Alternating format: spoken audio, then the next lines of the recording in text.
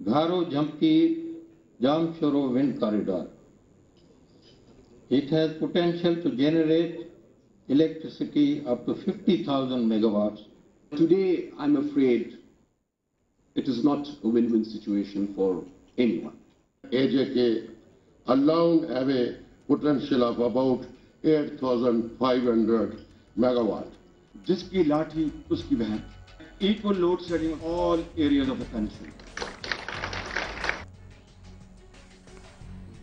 बिस्मिल्लाहिर्रहमानिर्रहीम, अस्सलाम वालेकुम नाज़रीन, मैं हूँ आसमा शराजी। प्रोग्राम है फैसला आपका और ये आपने सुनी चारों वज़राए आज़म AJK और मुख्तलिफ जो पाकिस्तान की सियासी क़यादत है चारों सूबों की, उन्होंने आज तवानाई कॉन्फ्रेंस के अंदर अहम ऐलानात किए और अहम फैसले किए, जिसमें ये कहा गया कि वो कोई कह रहा था कि 50,000 मेगावाट पैदा की जा सकती है, कोई कह रहा है 8,500, किसी ने कुछ कहा, किसी ने कुछ कहा। यानी ये कि पाकिस्तान के अंदर पूरी पोटेंशियल है, लेकिन हम बदकिस्मती से हमारे मुल्क के लोग, पाकिस्तान के अवाम अंधेरों में रहना सीख रहे हैं, लोग आगे जा रहे हैं और हम पीछे जा रहे हैं। 7 साल पीछे पाकिस्तान को भेजा जा रहा है और शायद इसके अंदर जो है तमाम के तमाम लोग शामिल हैं। पाकिस्तान की सियासी क़यादत बहरहाल इसके अंदर मुर्दे इल्ज़ाम ठहराई जाती है। अगर हम आपको ये बताएं कि कल सूरत हाल जो इस वक्त है वो ये है कि तवानाई के बहरान के हवाले से पाकिस्तान के अंदर कुल गर्दिशी कर्जा 437 अरब रुपए है और जो बिजली की चोरी और लाइन लॉसेस है उसमें 1 खरब 40 अरब रुपए का नुकसान सालाना होता है। इसके अलावा वफाकी और सूबाई सरकारी महकमे जो है बड़े बड़े नादहिंदा वो 126 अरब रुपए के हैं। वफाकी और सूबाई सरकारी महकमे निजी शोबे के अंदर 155 अरब रुपए के जो है नादहिंदगान है, यानी कि जो कि बिजली के अंदर बिल जो अपने हैं वो पे नहीं कर रहे। KEAC 55 अरब रुपए की नादहिंदा है और आम जो बिजली के सारिफ होते हैं नेचुरली अगर वो बिल नहीं देते तो उनको नादहिंदा करार देके ना सिर्फ उनकी बिजली छीन ली जाती है बल्कि उनको इस सहूलत से महरूम करने के साथ साथ उनको गिरफ्तार भी किया जाता है।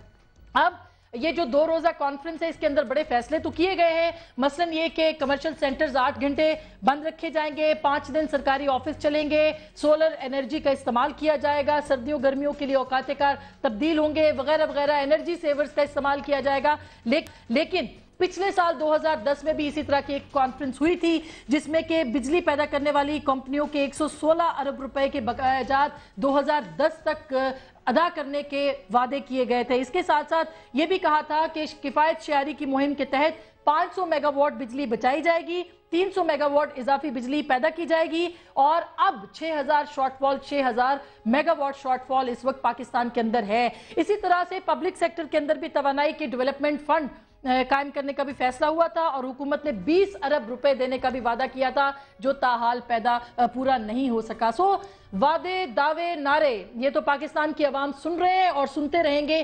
क्या पाकिस्तान की सियासी क़यादत अब सही मानों में एक जगह बैठेगी, क्योंकि ये इलेक्शन का साल है, इंतखाबात का साल है। किन्हीं इंतखाबात के साल के अंदर पाकिस्तान के अवाम को याद किया जाएगा और मसाइल को हल किया जाएगा या नहीं किया जाएगा, ये सिर्फ नारे रहेंगे, वादे रहेंगे, दावे रहेंगे, कब इन पे अमल दरामद होगा। ये है आज का मौजू और हमारी ये दुआ है कि अल्लाह करे जो आज चारों बड़े सर जोड़ के बैठे हैं पांचों, ये कोई ना कोई हल निकालें और पाकिस्तान को आगे लेके जाएं। लेकिन कैसे हो सकता है जब ये सूरत हाल हो तवानाई के बहरान के हवाले से। इसी मौजू पे हमने दावत दी है मोहतरम अंसार अब्बासी साहब को, सीनियर तजिया निगार हैं, एडिटर इन्वेस्टिगेशन द न्यूज़ अखबार के।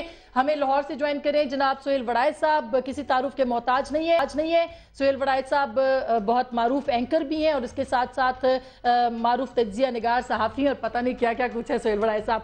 इसके साथ साथ उस्मा बुखारी साहब हमें ज्वाइन करेंगी, पाकिस्तान पीपल्स पार्टी का नौजवान चेहरा है, मुस्तकबिल की मामार हैं और क़यादत हैं, इसलिए इनसे भी बात करेंगे। और एहसन इकबाल साहब सेक्रेटरी जनरल पाकिस्तान मुस्लिम लीग नवाज, वो भी हमें टेलीफोन लाइन पर ज्वाइन करेंगे। हम गुफ्तगू का आगाज अंसार अब्बासी साहब आपसे करते हैं। आपको क्या लगता है कि ये जो सारा सूरत हाल है ये 4 साल के बाद क्यों नजर आ रही है? क्योंकि ये होना चाहिए, ये होना चाहिए, ये होना चाहिए, वो सब जो कि अरबाब इख्तियार हैं कर सकते थे, वो चाहिए के ऊपर जोर क्यों डाल रहे? देखिए मेरा ख्याल है कि जो सारा एम्फसिस जो इस वक्त है और चूंकि ज़ाहिर है जिस तरह आपने कहा कि इलेक्शन ईयर है, तो ये बेसिकली जब जिस वक्त की गवर्नमेंट आई है तो उस वक्त सोचने की बात थी कि उस वक्त ये सब मिल के, और ना सिर्फ ये एनर्जी क्राइसिस जो है हमें जो इकोनॉमिक क्राइसिस जो इस मुल्क को फेस कर रहे हैं, लॉ एंड ऑर्डर के मसाइल हैं, मैं बहुत अरसे से कह रहा हूँ कि जितने तमाम तर इशूज़ हैं इसके ऊपर तमाम पॉलिटिकल पार्टीज़ को, बेशक वो पार्लियामेंट के अंदर हों या बाहर हों, तमाम को मिल के एक यूनिफाइड स्टांस लेना चाहिए और सॉल्यूशंस देने चाहिए।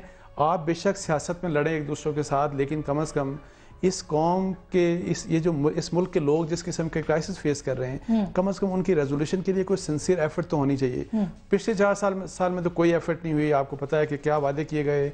ये कहा गया कि दिसंबर 2009 में तमाम लोड शेडिंग ख़त्म हो जाएगी, लेकिन चूँकि बहुत बड़ा एक करप्शन का केस जो RPPs का आ गया, आपको पता है कि उसमें इन्वेस्ट किया गया पैसा 20 बिलियन आल्दो उसमें रिकवरी का कहा गया, लेकिन 450 अरब रुपया उसमें मजीद झोंका जाना था, जो कि सुप्रीम कोर्ट के इंटरवेंशन से बच गया।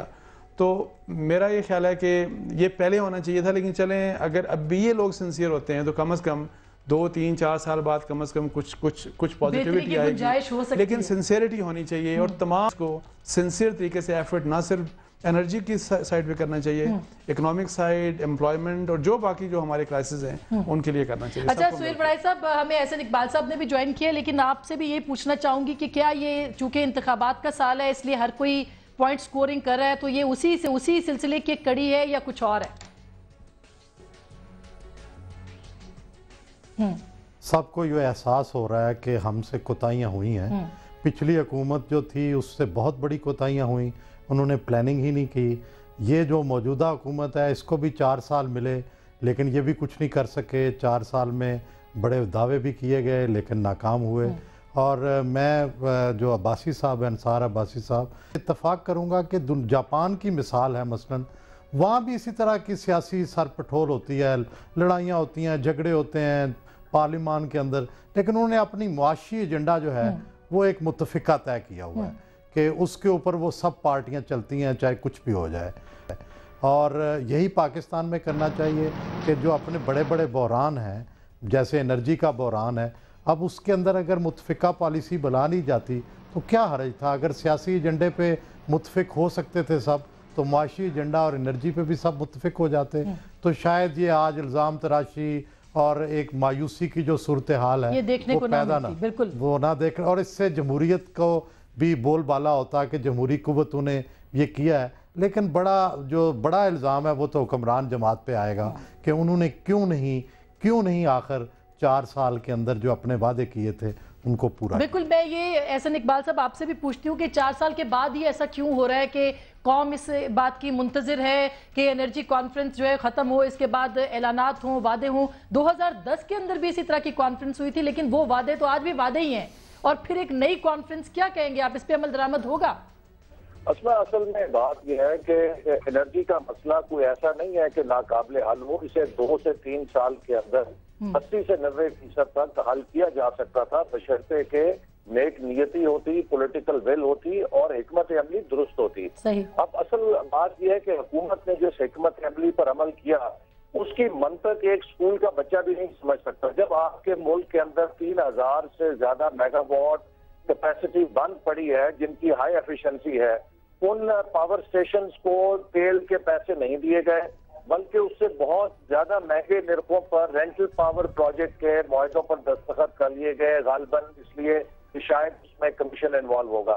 इसी तरह नंदीपुर और चीचू की मलिया जिसमें के 900 मेगावाट बिजली पैदा होनी थी, 1 साल तक वजीर कानून ने, जो कि बाबर अवान साहब थे, उस पर एक NOC जारी करने को रुके रखा, जिसका नतीजा यह है कि चाइनीज इन्वेस्टर चले गए, वो सामान कराची पोर्ट पर सड़ता रहा। इस किस्म की जो नाकामी है, नाअहलिया है और गालिबन उसने इस मुल्क के एनर्जी क्राइसिस को बहुत कर दिया। अच्छा, इसका मतलब है कि पंजाब के साथ जो ज्यादती की बात की है मियां शहबाज शरीफ ने, ये बिल्कुल दुरुस्त है। वैसे तो वजीर आजम ने इनडायरेक्टली उसको तस्लीम किया, उन्होंने कहा कि अब एक जैसी इक्वल बेसिस के ऊपर अब लोड शेडिंग की जाएगी। तो क्या ये बात दुरुस्त है? इस बात को तस्लीम कर लिया गया कि पंजाब के अंदर ज्यादा लोड शेडिंग होती थी? इस बात को तस्लीम किया गया है क्योंकि पिछले 4 महीनों से पंजाब में इंतहाई लोड शेडिंग की जा रही थी और दूसरे शहरों में तकरीबन अमलन 0 लोड शेडिंग थी, और जहाँ 18-20-22 लोड शेडिंग की जा रही थी। और आपको ये सुन के हैरत होगी कि उन इलाकों में 20-20 घंटे लोड शेडिंग हो रही थी कि जहाँ पर बिजली के बिलों की रिकवरी 98% तकरीबन 100% के बराबर है। अच्छा एहसन साहब, मैं आपको इंटरप्ट करती हूँ, मुझे उज़मा से इस पे मैं बात कर लेती हूँ। उज़मा, पंजाब के अंदर ये बात बार बार की जा रही है कि ज्यादती हो रही थी, ज्यादा लोड शेडिंग हो रही थी, आपका खुद पंजाब के से ताल्लुक है, लेकिन क्या वाकई सियासी पॉइंट स्कोरिंग है जिसकी वजह से हो रहा है? क्योंकि आज हफीज शेख साहब ने भी ऐसी बात की है और तस्लीम भी कर लिया गया है कि पंजाब के अंदर लोड शेडिंग ज्यादा हो रही है। देखिए आसमा, मैं समझती हूँ कि अगर तो सिर्फ ब्लेम गेम करनी है वो बड़ा आसान काम है। मैं भी शुरू हो जाऊं और मैं भी बताऊं कि पिछली दफा जो आप जिस बार बार एनर्जी कॉन्फ्रेंस का जिक्र कर रही हैं, उसमें तय किया गया कि 2 दिन की छुट्टी होगी। उसको चीफ मिनिस्टर साहब ने एक ठोकर से उन्होंने उड़ा दिया। उन्होंने कहा हम नहीं करेंगे, हम 1 दिन की छुट्टी करेंगे।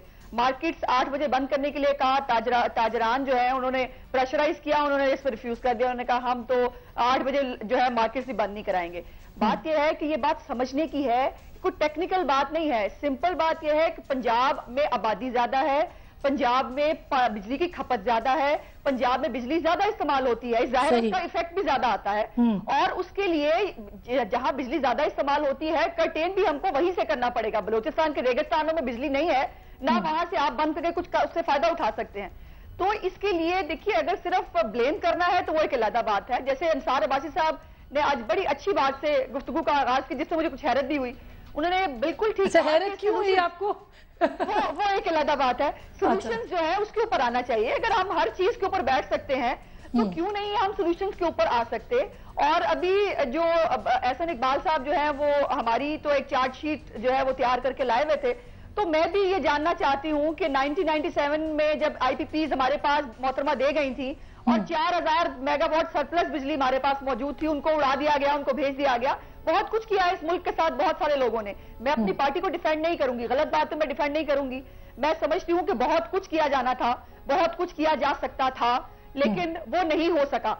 अब उसका ये है कि सिर्फ पीपल्स पार्टी को मुर्दे इल्जाम ठहरा दें और उसके बाद उनका वोट बैंक जो है उसको पंजाब में से खत्म करने की कोशिश करें। इस तरह से हालात नहीं हो। अच्छा, मैं एहसन साहब, मैं ये इंटरेस्टिंग पॉइंट है क्योंकि लकीली मतलब आप ये देखें कि पाकिस्तान के अंदर इस वक्त तकरीबन सारी जमातें किसी ना किसी तरीके से पावर में हैं। तो क्या सिर्फ पाकिस्तान पीपल्स पार्टी को ही रिस्पॉन्सिबल करार देना चाहिए आपके ख्याल में, या कि PMLN भी उतनी शरीके कार है इस पूरे मामले के अंदर? नहीं, देखिए सबसे बड़ा सिंपल बात है कि आज लोड शेडिंग जिन मसाइल की वजह से है उनमें से एक भी ऐसा फैक्टर नहीं है जो किसी सूबाई हुकूमत के दस्तरस में था। मिसाल के तौर पर अगर हमने तेल से चलने वाले बिजली पैदा करने वाले इदारों को कोयले के ऊपर ट्रांसफर करना था तो इसका फैसला सूबाई हुकूमत में नहीं करना था। अगर यहाँ पर गैस की बंदिश के बावजूद 700 CNG के नए परमिट सियासी रिश्वत के तौर पे जारी किए गए तो ये सूबाई हुकूमत ने नहीं किया, ये मरकजी हुकूमत ने किया है। अगर जो लो एफिशिएंसी के पावर स्टेशन को गैस दी जा रही है जबकि हायर एफिशिएंसी के पावर स्टेशन को बंद रखा जा रहा है, ये सूबाई हुकूमत का फैसला नहीं है। बिजली की जो इस वक्त चोरी है, जो लाइन लॉसेज है जो कि 22-23% है जबकि इंटरनेशनल एवरेज 7 to 9% है। इन लाइन लॉसेज पे काबू पाना सूबाई हुकूमत का काम नहीं, ये मरकजी हुकूमत का काम है। अगर बिजली की चोरी हो रही है और ये चोरी 35 से 40% तक हो रही है मुख्तलिफ डिस्ट्रीब्यूशन कंपनीज में, वो डिस्ट्रीब्यूशन कंपनी सूबाई हुकूमतों के कंट्रोल में नहीं है। अच्छा, लेकिन एहसन साहब बिल्कुल आपकी बात दुरुस्त है, आप बड़ी तैयारी के साथ है माशाल्लाह और आपको बड़ा उबूर हासिल है। उज़मा जी, उज़मा दो एक बातों का अब मुझे भी फिर मेरा ख्याल है, मैं नहीं चाहती थी कि चूंकि आज हम एक इस कॉन्फ्रेंस के अंदर तमाम पॉलिटिकल पार्टीज बैठी, चीफ मिनिस्टर साहब भी आज अच्छे मूड के साथ बैठे और हमने एक कंसेंसस पे पहुंचने की कोशिश की, लेकिन अब जो बातें की उसका जवाब मुझे देना पड़ेगा। बात यह है कि पिछले बजट के अंदर चीफ मिनिस्टर जो है उन्होंने 200 छोटे डैम बनाने का वादा किया था। मुझे एहसन इकबाल साहब बताना पसंद करेंगे वो 200 छोटे डैम कहाँ है इस वक्त? एनर्जी का एक महकमा जो है बनाने की बात की गई थी, मुझे बताएंगे कि उस एक साल के अंदर एनर्जी के महकमे ने क्या किया?